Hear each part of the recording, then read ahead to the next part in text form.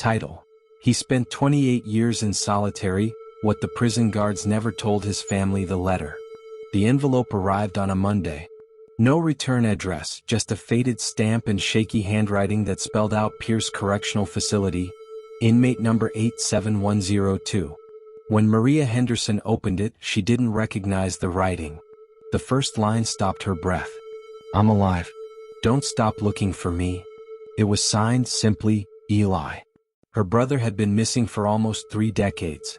The official record said he died in custody back in 1998 after a fight inside Pierce State Penitentiary in Louisiana. The warden had even sent a condolence letter. Maria remembered standing by an empty coffin at a memorial the state helped arrange. There had been no body, just folded paperwork. Now, 28 years later, he was writing to her.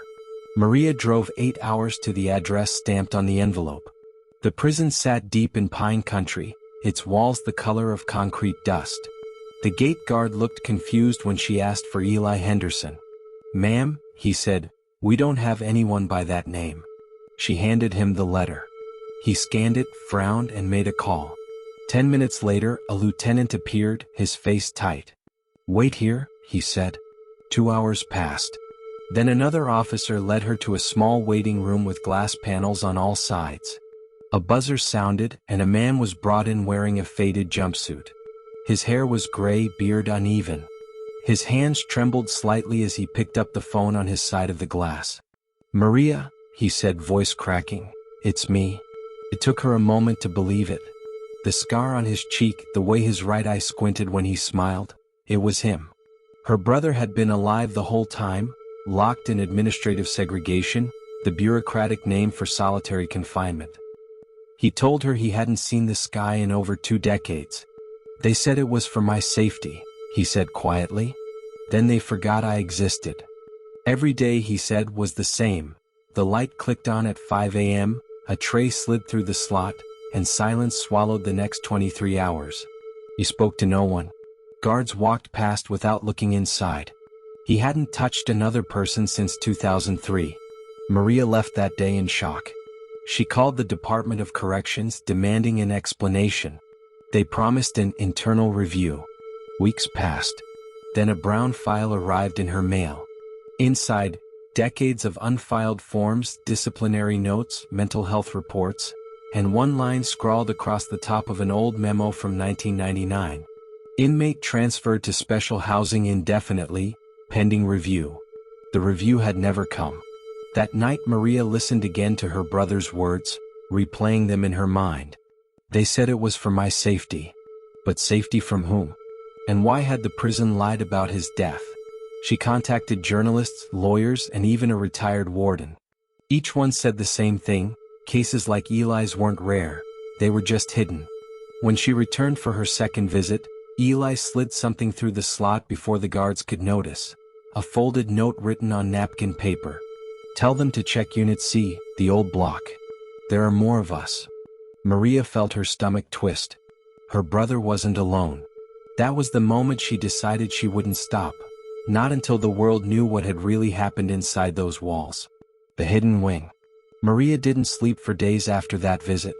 Every time she closed her eyes, she saw Eli's face through that glass, pale, trembling, half in disbelief that someone had finally said his name aloud. He had spent 28 years waiting for a door that never opened. She began digging. Freedom of information requests. Calls to retired staff. Letters to journalists. At first, no one took her seriously, until a former Pierce guard named Arthur Briggs agreed to meet her. He'd worked there in the late 90s before retiring early, and his first words over coffee were almost a whisper. "People think solitary means punishment. It's not. It's storage." He explained how inmates sometimes disappeared from public records, usually labeled administrative hold. It was the perfect loophole: no parole hearings, no family contact, no oversight. Once someone's tagged that way, he said, they might as well be ghosts. Maria showed him Eli's inmate number. Briggs stared at it, silent. Then he nodded. "Yeah, I remember him. They said he attacked an officer. Broke a jaw. But we all knew that wasn't true. The cameras were down that night." He leaned in closer. The warden used solitary to bury problems and people, especially when the press was sniffing around. Maria recorded everything. The more she uncovered, the sicker she felt. Dozens of names appeared in redacted reports from the early 2000s. Inmates marked as transferred, but never arriving at their supposed destinations.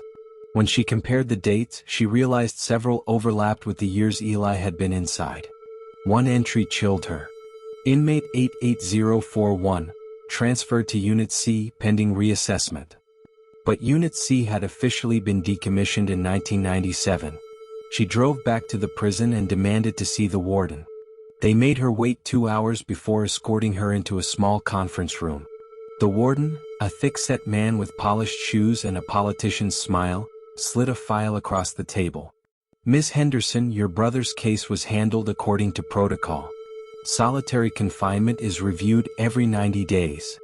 Maria opened the file. Every page was blank. "Then where are the review forms?" she asked. "Classified," he said. "Internal matters." She left shaking. That night she emailed every major news outlet she could find. Most ignored her. But one investigative journalist from a regional paper replied. Her name was Dana Ruiz, and she had already been covering a series of mysterious deaths at nearby facilities. When Maria told her about Unit C, Dana's response was immediate. "Meet me there tomorrow. Don't tell anyone." They arrived at dawn, parking near a fence line overgrown with weeds. Dana had obtained old facility maps. They showed something shocking. A wing attached to the main building, sealed off 20 years ago after a reported fire. But drone footage from just weeks earlier showed lights still flickering behind the boarded windows. They slipped inside through a broken side door. The air was heavy with dust and bleach. Long corridors stretched into darkness, walls lined with small steel doors, each with a meal slot barely wider than a hand. Some were rusted shut. Others still bore faint name tags. Maria's heart pounded as she read them aloud. Johnson, Reynolds, Carter, Henderson. Eli's nameplate was there, scratched over but visible under a thin layer of paint. A noise echoed down the corridor, the rattle of keys, distant footsteps. They ducked behind an old laundry cart as 2 guards passed. "I told the warden this place ain't safe," one muttered. "It's leaking all over." The other laughed. "Doesn't matter. Nobody's supposed to be here anyway." When they were gone, Dana took photos. Then she stopped suddenly, aiming her flashlight at a cell door partly ajar. Inside was a bed frame, a tray, and a small drawing on the wall, crude, scratched into the paint. It was a calendar. Hundreds of marks. Years counted by hand. Maria felt tears rise. "He was here," she whispered. "All this time." That night, they uploaded the footage anonymously. Within 24 hours, it hit the local news. The next day, national outlets picked it up. Secret solitary wing discovered at Louisiana prison. The governor ordered an immediate investigation. Whistleblowers began to speak. One guard confessed that at least 17 men had been held in Unit C past their sentences, some for decades. None had access to lawyers. Some had gone mad. Others had simply stopped talking. When Maria returned for her next visit, Eli looked weaker, his eyes sunken. She told him what she'd done, about the videos, the reporters, the investigation. For the first time, his lips formed something that almost looked like a smile. "You found me," he said. "But now they'll bury the truth again." She leaned closer to the glass. "Not this time." The following week, the state issued subpoenas. The warden resigned. But Eli's health began to fail rapidly. Decades of sensory deprivation had eroded his body and mind. He stopped eating. The psychologist described him as dissociative, trapped between reality and silence. Maria begged for his release on medical grounds. Bureaucracy stalled. Each day she called. Each day they said pending review. Then one morning a nurse called her directly. "Miss Henderson," she said softly, "you might want to come soon." Maria drove through the night, arriving just before dawn. When she reached the infirmary, Eli was unconscious but breathing. She held his hand through the cuff chain and whispered, "You're free now. They can't hide you anymore." He opened his eyes for 1 second. long enough to see her. Then he was gone. The truth finally spoken. Maria stayed beside her brother's hospital bed until they came to take him away. When she finally let go of his hand, the cuff clinked softly against the rail, the sound of a life spent in chains. Outside, the sun was just coming up over the razor wire. It didn't feel like morning. It felt like the end of something sacred. The state released a one-paragraph statement that afternoon. Inmate Elijah Henderson, 58, passed away at Pierce Correctional Facility. Cause of death: natural causes. Natural causes.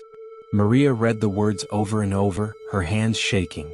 Her brother had spent 28 years alone in a concrete box, forgotten by the world, and they called that natural. She refused to let that be the final word. Within a week she stood before cameras outside the Louisiana state capitol. Her voice trembled but didn't break. He didn't die from illness, she said. He died from silence, from a system that locked him away and forgot to check if he was still human. Reporters swarmed her with questions. She answered every one. She showed the letters Eli had written, the photographs from Unit C, the disciplinary files with blank review forms. Then she held up the napkin note he'd given her on their first visit. Tell them to check Unit C. There are more of us. The clip went viral in hours. The world saw the face of a sister holding her brother's words like scripture. Millions watched, commented, wept. And then people started asking, how many more are there? The governor ordered a full federal audit. Over the next 3 months, inspectors unearthed what Maria had feared all along. A network of sealed units scattered across the state, holding dozens of prisoners in administrative segregation, with no records of hearings, medical checks, or outside contact. Some had been there longer than Eli. The findings tore through the Department of Corrections like a storm. The warden was indicted. 2 deputy commissioners resigned. And for the first time in U.S. history, a southern state moved to legislate a maximum time limit for solitary confinement. It became known nationwide as Eli's Law. Maria sat quietly during the signing ceremony, her hands clasped. When the governor handed her the pen, she only said, "It should have happened before he died." News networks turned Eli's story into a documentary. Civil rights groups called it proof that one voice can wake a system. But Maria didn't watch the broadcast. She couldn't bear to hear the recordings of his voice from those final interviews. So slow, so careful, as if he feared the silence might swallow him again. Instead, she visited the old prison one last time. The state was decommissioning Pierce. The walls were coming down. She walked the same path she and the journalist had taken months earlier, through rusted gates, past the corridor that once led to Unit C. Sunlight now poured through broken panels, lighting the dust in the air. She paused outside Eli's former cell. On the wall, faint beneath years of grime, his scratched calendar was still visible, tiny marks counting time no one else had measured. She placed a sunflower on the floor and whispered, "They see you now." Outside the fence, reporters waited. One asked, "Do you think he forgave them?" Maria thought for a long moment. "I think he forgave me," she said quietly, "for taking so long to find him." That night, she opened a letter that had arrived in her mail. It was from another family, a mother in Texas whose son had been missing for 15 years. "Because of you, we found him. He's alive." Maria folded the letter carefully, tears slipping down her cheeks. For the first time since Eli's death, she felt a small measure of peace. Months later, Congress held hearings on solitary confinement. Advocates quoted Eli's story, reading from his sister's testimony. Isolation doesn't protect society, it erases people from it. The Pierce facility was eventually torn down. In its place rose a new center for inmate rehabilitation and mental health support. A plaque by the entrance bore Eli's name. Beneath it, an inscription. "For every voice that was silenced, may the world finally listen." On the anniversary of his death, Maria stood at that plaque surrounded by former prisoners, journalists, and families who had once thought their loved ones were gone forever. The wind carried the scent of pine and rain, the same smell that had hung over those walls for decades. She closed her eyes and remembered the first letter, the shaky handwriting, the simple plea, "I'm alive. Don't stop looking for me." Now, standing in the open air, she whispered back, "I didn't." The crowd fell silent. Cameras rolled. For a moment, everyone heard what she heard. Not words, not echoes, but the quiet sound of doors unlocking somewhere far away.